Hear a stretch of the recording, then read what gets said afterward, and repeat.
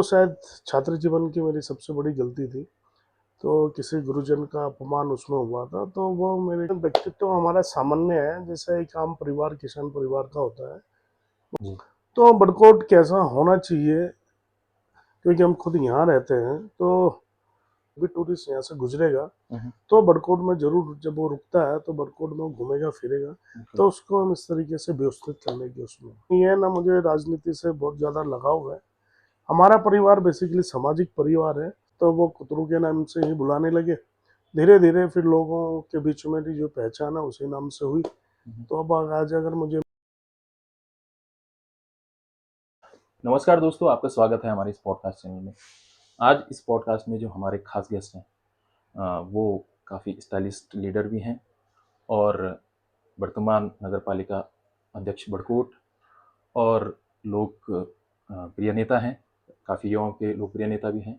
तो मैं उनका स्वागत करना चाहूँगा इस पॉडकास्ट के माध्यम से श्री विनोद डोभाल उर्फ कुतरू भाई जी का। तो कैसे हैं सर आप? आशीष जी, बहुत बहुत धन्यवाद, नमस्कार आपको। और सुनाइए आप। ठीक है सर। तो सर जो हमारा पहला क्वेश्चन ये है सर कि आपकी जो अगर हम थोड़ा सा राजनीति की बातें अगर थोड़ा साइड करते हैं, तो आप रियल जीवन में रियल व्यक्तित्व कैसा है सर आपका? यार, रियल जीवन में व्यक्तित्व हमारा सामान्य है, जैसे एक आम परिवार किसान परिवार का होता है। वह उसमें बहुत ज़्यादा, आज भी हम वही ज़िंदगी जीते हैं। ऐसा हमारे में कुछ खास नहीं है कि हम पालिका अध्यक्ष हो गए तो कुछ और होगा। जैसा है जीवन वो उसी तरीके से जैसे पहले चले आ रहा था। जी। सर आपकी कुछ बचपन की यादें हैं सर, कुछ आपको ऐसा बचपन का कुछ ऐसा किस्सा याद है जो आज भी आपको याद है? कुछ बचपन में मैंने बहुत ज़्यादा अच्छा तो कुछ करा नहीं जो मुझे याद होगा। पर मेरे से जब मैं 11वीं कक्षा में पढ़ता था राजकीय इंटर कॉलेज बड़कोट में, तब मुझसे एक गलती हो गई थी। और वो शायद छात्र जीवन की मेरी सबसे बड़ी गलती थी। तो किसी गुरुजन का अपमान उसमें हुआ था, तो वो मेरे को हमेशा याद रहेगी वो घटना कि हाँ, मेरे से वो चीज़ गलत हुई है। सर वो घटना आप शेयर कर सकते हैं या नहीं है आपको? घटना शेयर के लिए अच्छा नहीं है, क्योंकि एक सामान्य जो छात्र होता है, उससे जो गलती, जो सम्मान है अपने गुरुजन के प्रति, वो हमेशा होना चाहिए। मेरे से उसमें कुछ गलती हुई और हमें शायद वो गलती मेरे से याद रही। जी, बिल्कुल। तो सर आप कॉलेज में गए। कॉलेज कहाँ से सर आपका? जो आपकी शिक्षा दीक्षा है वो जो कॉलेज कहाँ से सर मैंने आपका? बैचलर ऑफ फार्मेसी किया हेमंत नंदन गढ़वाल यूनिवर्सिटी श्रीनगर से।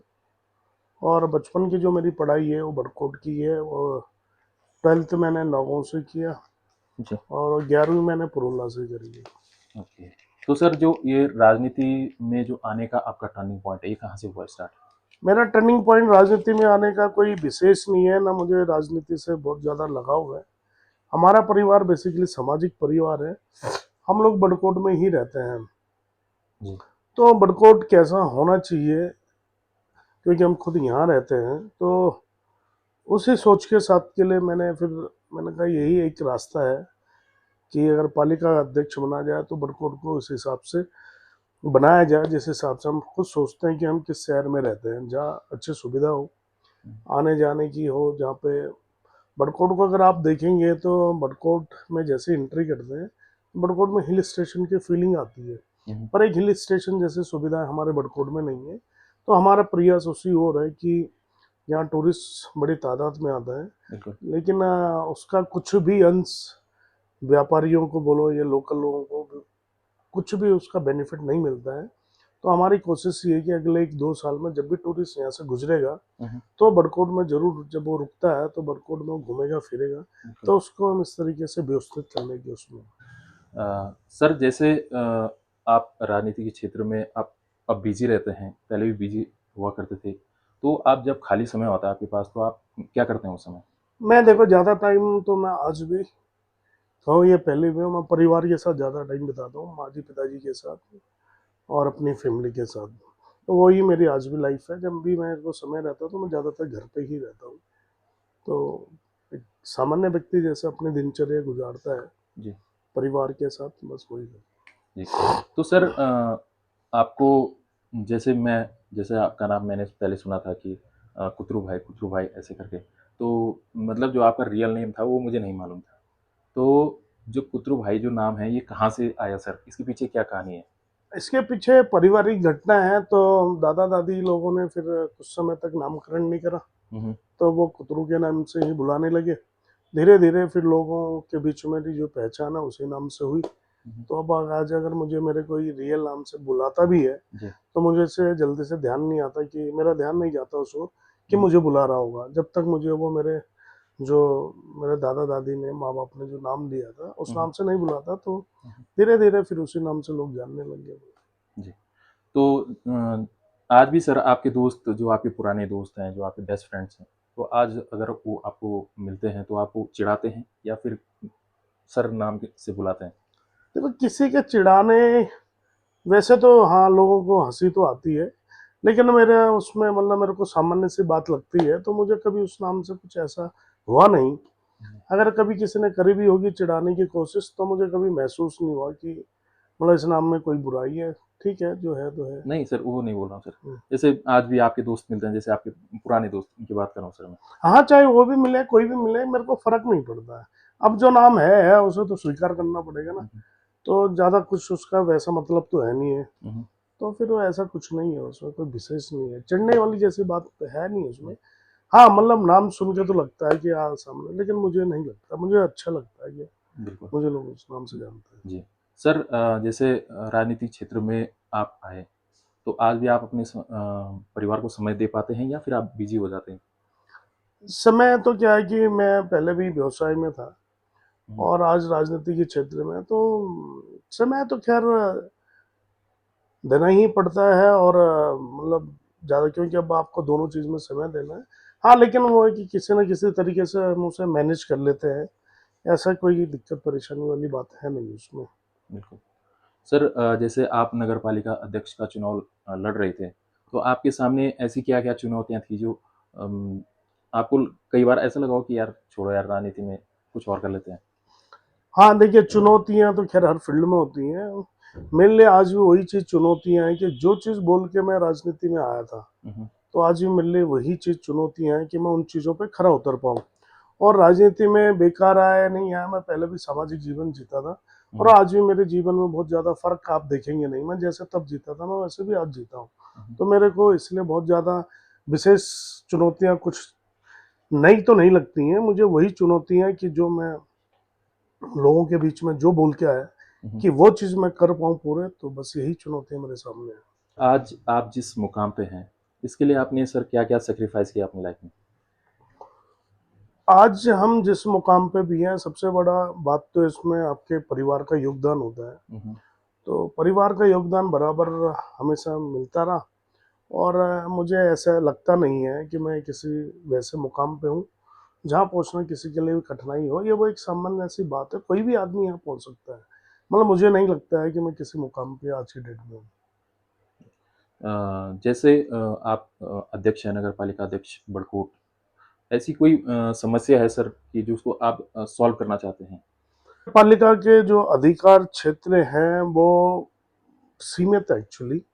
तो मुझे बस उसी का एक है कि बहुत सारी चीज़ें हैं जो हमारे अधिकार क्षेत्र से बाहर हैं। हुँ, हुँ, हम लोगों को लिए उतना ज़्यादा कर नहीं पाते हैं। हुँ, हुँ। अब वो अधिकार सीमित हैं, तो उसमें सीमित दायरे में रह के हमें काम करना पड़ता है।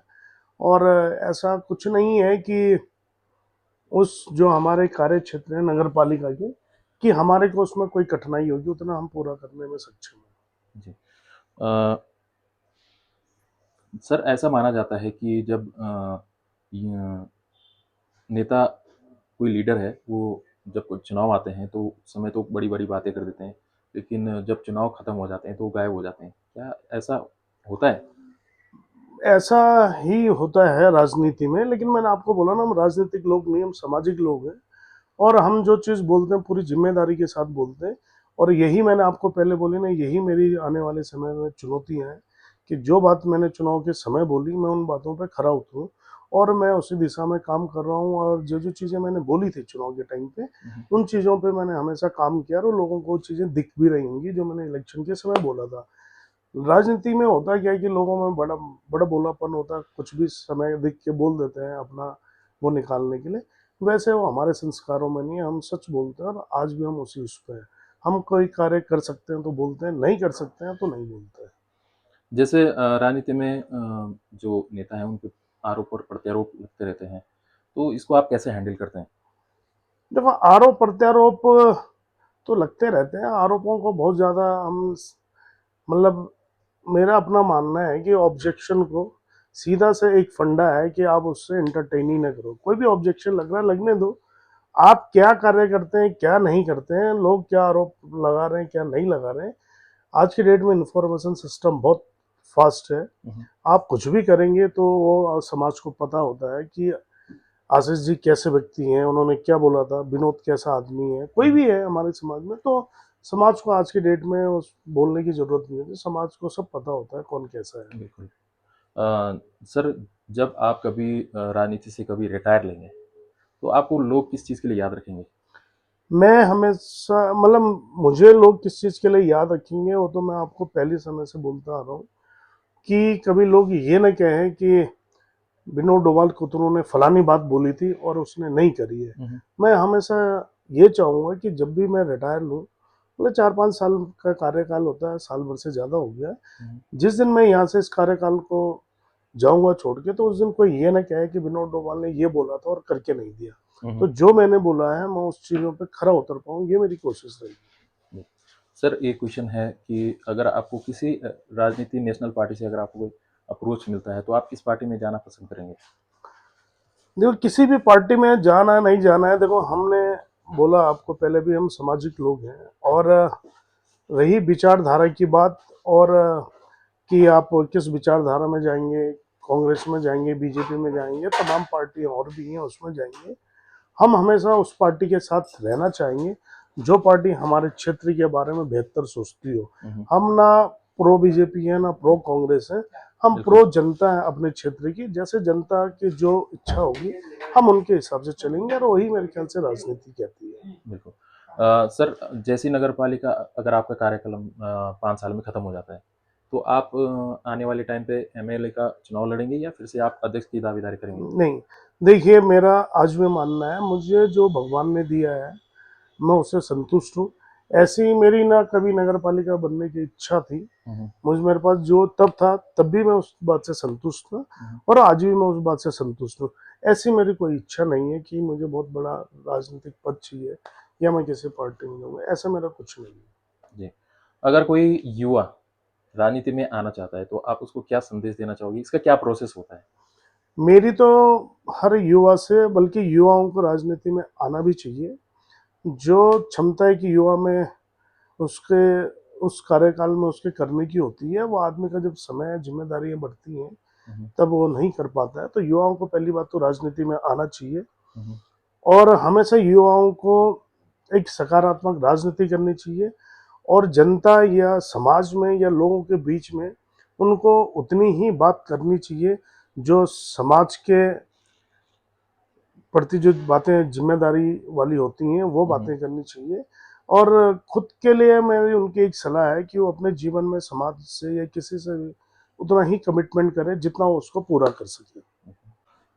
सर, जैसे कि हम जानते हैं कि राज्य आंदोलनकारियों में आपकी बुआ बहन सुशीला बलूनी, आपके जीवन में उनका क्या योगदान है? अगर आप हमारी बुआ का नाम लिया है, अगर आप उनको पहचानते होंगे, उनकी जीवन शैली आपने देखी होगी, तो उन्होंने हमेशा संघर्ष किया है और वो हमेशा सत्य के साथ खड़ी रही हैं। और शायद उन्होंने जो चीज़ मैंने बोली अभी युवाओं के लिए, उनकी भी हमेशा वही आदत रही है। जितनी उनकी क्षमता थी करने की, वो लोगों से भी हमेशा वही कहती थी। और हमेशा उनमें जो आम जनता है, जो समाज है, उसकी दर्द उठाने की क्षमता उनमें थी। तो राजनीति के लिए ये बहुत सारे जरूरी पैमाने हैं तो उनमें थे, और संघर्ष तो आपको करना पड़ेगा। तो फिर यही सारी चीज़ें हमने उनसे उनमें देखी भी है और उनसे सीखी भी है। सर, एक घटना आजकल पौड़ी में हुई, पौड़ी में एक घटना हुई, उसमें जो ग्राम प्रधान है, उसमें एक बुजुर्ग ग्राम प्रधान को बदतमीजी से बात करता है और ये मामला काफ़ी वायरल हुआ। और जब ये वायरल हुआ तो थाने में ये बात पहुंच गई। वहाँ पे एक दूसरी वीडियो वायरल होती है कि जो बुजुर्ग आदमी है वो लड़की के पाँव छूते हुए दिखाया गया, जबकि वो जो लड़की थी वो बहुत छोटी थी, 23 साल की थी, और जो बुजुर्ग इंसान थे वो 75 साल के थे। तो इसमें सर क्या गलत है, क्योंकि इसमें काफ़ी कमेंट आ रहे हैं लोगों के? व्यवहारिक तौर पे अगर देखा जाए तो एक बुजुर्ग जो है, व्यवहारिक तौर पे देखा जाए तो उनका एक नौजवान के या किसी भी बुजुर्ग को अपने से छोटी उम्र के मतलब ऐसी माफी मांगना व्यवहारिक तौर पे मुझे तो गलत लगता है। अब उनके हो सकते हैं क्या उनकी बहुत ज्यादा क्या रही होगी, पर सामान्य तौर पर व्यवहारिक जीवन से मतलब आदमी को जवान नौजवान साथियों को इतना ईगो नहीं रखना चाहिए। यदि कोई बुजुर्ग हमारा अहित अगर वो चाहे चाहते हुए भी करता है तो हमें अपने संस्कारों को ध्यान में रखते हुए हमें उससे अभद्रता नहीं करनी चाहिए और ना हमें किसी बुजुर्ग से ऐसी अपेक्षा रखनी चाहिए कि हम उससे पैर छू के माफी मांगे। मतलब ये मुझे ऐसा लगता है ये एक अच्छे समाज के लिए ठीक नहीं है जहाँ एक बुजुर्ग से हम इस तरह की अपेक्षा रखें कि भाई अगर उससे गलती हुई और वो भरे समाज में फिर इस तरह से माफी मांगे, तो ये व्यवहारिक तौर पे मुझे अच्छा नहीं लगता है। अब हो सकता है कोई ऐसी अप्रिय घटना उनके बीच में हुई होगी तो फिर उनकी अलग बात है, मतलब लेकिन सामान्य तौर पे अगर वही बुजुर्ग हमें कोई कुछ भी कर देता है तो मतलब एक नौजवान को हमेशा उस एक बुजुर्ग के द्वारा किए गए अपमान के लिए हमेशा मतलब उसे सहने की क्षमता होनी चाहिए। सर जैसे आजकल माननीय प्रधानमंत्री जी ने एक अनाउंसमेंट किया था कि गोल्ड नहीं खरीदना चाहिए और ऑयल का कम यूज़ करना चाहिए, वर्क फ्रॉम होम करना चाहिए। तो इसमें आम जनता को क्या परेशानी हो सकती है? अगर उन्होंने जो डिसीजन लिया क्या वो सही था या फिर गलत? देखिए अगर देश हित में कोई चीज करनी है तो सभी को करनी पड़ेगी, लेकिन इसके जो भी कारण जो भी चीजें माननीय प्रधानमंत्री जी ने बोली हैं कि हमें सोना नहीं खरीदना है, हमें खाने का तेल भी कम यूज करना है, ये सारी चीजें तो अभी सिर्फ लोगों ने वो बातें सुनी है, लेकिन उसका कारण क्या है अभी मुझे नहीं लगता कि आम जनता इस चीज को समझ पाई है कि माननीय प्रधानमंत्री जी ने ऐसा क्यों बोला था। तो अब ये तो प्रधानमंत्री जी ही जाने उस बात को कि ऐसा क्या संकट आने वाला है। वो कोई चीज पता चले फिर तो उसको जायज गलत तो सही हम ठहराए, आधी अधूरी बात करके तो मतलब ये प्रधानमंत्री जैसी जगह पे बैठे किसी व्यक्ति को बोलना नहीं चाहिए, ये मेरी व्यक्तिगत समझ कहती है। हाँ जैसे कोविड आया था तो उस समय दिख रहा था कि भाई कोविड क्या है कि संक्रमण उसका फैलता है अगर हम एक दूसरे से कांटेक्ट में आते हैं, तो उस समय ठीक है लॉकडाउन की परिस्थिति आई तो वो चीज तो समझ में आती है। लेकिन अभी ऐसा होने वाला क्या है जब ये हमारे को समझ ही नहीं है। 4-6 दिन पहले इलेक्शन खत्म हुए तब तक सारी चीजें ठीक थी, अचानक सामने आ गया तो आम आदमी को पहले आप बताएंगे कि भाई ऐसा संकट आने वाला, अगर कोई संकट आने वाला है तो मैं उसकी तैयारी करूँ ना, मैं घर से ना निकलूं, मैं तेल कम खाऊं या कोई भी चीज सोना ना खरीदूं। अब रही जैसे सामान्य सी बात है सोना खरीदने की, तो अगर किसी व्यक्ति की क्षमता है तो उसे खरीदना ही चाहिए। अब किसी की अगर घर में बहन की या बेटी की शादी है तो हम उसका मतलब जो संस्कार है कैसे करेंगे, जो हमारे रीति रिवाज हम कैसे उसे पूरा करेंगे। तो ये अब हो सकता है कि कोई ऐसी अनहोनी होनी है संकट होना हो, प्रधानमंत्री जी को पता होगी तो फिर जायज होगी बात, अन्यथा बिना कारण बताया मतलब। सर अ, आपके बारे में एक अफवाह है जो काफ़ी लोग हो सकती है अफवाह हो सकता है रियल हो कि आपके पास एक ऐसी कार है जो सलमान खान के पास है, क्या ये सही बात है? नहीं नहीं ऐसा कुछ नहीं है, ये सिर्फ ऐसा अफवाह है मतलब? कार वार ठीक है होगी, हो सकता है सलमान खान पे तो सब छोटी से बड़ी कार भी होगी तो उसमें कोई बड़ी बात थोड़ी है, तो चलता है जीवन में क्या है। तो सर एक रैपिड फायर फायर राउंड खेलेंगे हम। आपको एक क्वेश्चन मतलब आपको मैं दो ऑप्शन दूंगा उसमें से आपको एक चूज करना है। तो पहला क्वेश्चन ये है, टी आपको टी पसंद है या कॉफ़ी पसंद है? मुझे कॉफी पसंद है, ब्लैक कॉफी। ठीक है। सुबह की चाय पसंद है या शाम की चाय? सुबह की चाय तो नहीं पसंद है, चाय लेकिन हमारे क्या है रिवाज में ही आ गया तो फिर पी लेते हैं, मतलब लेकिन कॉफ़ी पसंद है। कॉफी पसंद फ़ोन पर बात करना या चैटिंग करना? है। मुझे दोनों चीज नहीं पसंद है। ठीक है। सोशल मीडिया में एक्टिव रहना, जनता के साथ बात करना या फिर डायरेक्ट जनता से संवाद करना? डायरेक्ट जनता से संवाद करना। बुक पढ़ना पसंद है या फ़ोन चलाना पसंद है? मेरे को बुक पढ़ना पसंद है। बाइक राइडिंग चलाना मतलब राइडिंग पसंद है या कार चलाना पसंद है? मुझे लॉन्ग ड्राइव में दोनों पसंद है, चाहे वो बाइक से चले या कार से चले। ठीक। आउटडोर गेम्स पसंद है या इंडोर गेम्स पसंद है? मेरे को मैं एक ही गेम खेलता हूँ बैडमिंटन, वो इंडोर ही है। क्रिकेट पसंद है या फुटबॉल पसंद है? तो क्रिकेट ही, फुटबॉल तो मैंने देखी है बहुत। घर का खाना पसंद है या बाहर का खाना पसंद है? खाने में डिपेंड करता है सिचुएशन के ऊपर, और खाने के लिए मुझे सब कुछ पसंद है, सब कुछ खाता हूँ, मेरा कोई फेवरेट फूड नहीं है। ठीक है सर, आपका बहुत बहुत धन्यवाद सर, आपने हमें इतना समय दिया, हम आपके बहुत बहुत आभारी हैं। धन्यवाद तो धन्यवाद। अगर आपको वीडियो पसंद आती है तो लाइक शेयर एंड सब्सक्राइब जरूर कीजिएगा। और कुतरू भाई जी की अगर आपको कॉन्वर्सेशन पसंद आती है तो उनके नाम पे एक शेयर तो बनता ही है। तो धन्यवाद।